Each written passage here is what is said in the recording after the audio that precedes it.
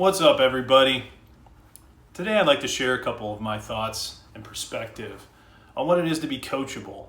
I had the opportunity to play on many different teams over the course of my life, from sports to music to the professional world, where I've had many different leaders. I've had wonderful parents and mentors in my life, official and unofficial family members that I've had the opportunity to learn from. And over the course of my life, I've begun to realize that I had a really flawed perspective when I was younger on what it was to be coachable. And what my perspective used to be is that being coachable was doing exactly what your coach says to do, whether it makes sense to you or not. And I didn't really realize that's what I was doing at the time, but when I look back, that's really what I was doing.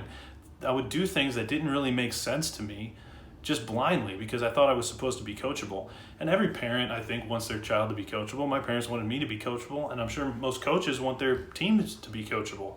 And so how my perspective on that has changed is that being a coachable player, teammate, and employee really is helping your coach, your leader, communicate better to you and helping them be a better communicator.